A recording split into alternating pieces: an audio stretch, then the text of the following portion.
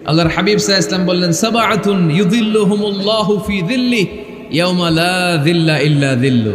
সাত শ্রেণীর ব্যক্তিকে আল্লাহ তাআলা কিয়ামতের দিন আরশের নিচে ছায়া দিবে, যেদিন আল্লাহর আরশের ছায়া ছাড়া কোনো ছায়া পৃথিবীতে থাকবে না। সেই দিনটা কি এই দিনের মতো? কিয়ামতের দিনটা আজকের এই দিনের মতো হবে? 50,000 বছর হবে। এটা লেন্থ, এটা ডিউরেশন। কাআন সাফসাফা লা তারা ফিহা ইওয়াজা ওয়ালা আমতা, লেভেল প্লেইং ফিল্ড, তামার জমিন। একটু কল্পনা করেন তো ওই দিনটা কত ভয়ঙ্কর। বাবা ছেলেরে চিনবে না ওই দিন, ছেলে বাবারে চিনবে না, স্ত্রী স্বামীকে চিনবে না, স্বামী স্ত্রীকে চিনবে না, পীর সাহেব মুরিদ চিনবে না, মুরিদ পীর সাহেবকে চিনবে না, নেতা কর্মীকে চিনবে না, কর্মী নেতাকে চিনবে না। হায় হায়, ইয়া নাফসি বলে কাঁদবে।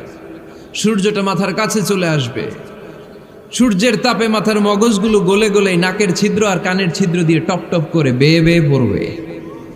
তৃষ্ণায় মানুষগুলো পাগল পাড়া, জিহ্বাটা বের হয়ে নাভি পর্যন্ত ঝুলতে থাকবে। সেদিন সবাই পাগলের মতো ছুটতে থাকবে, কোনো ছায়া নাই আল্লাহর আরশের ছায়া ছাড়া।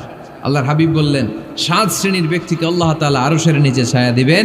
এর মধ্যে 1 শ্রেণীর ব্যক্তি রাজুলুন কলবুহু মুআল্লাকুন বিল মাসাজিদ, ওই ব্যক্তি যার হৃদয়টা সবসময় আল্লাহর মসজিদের সাথে লেগে থাকে।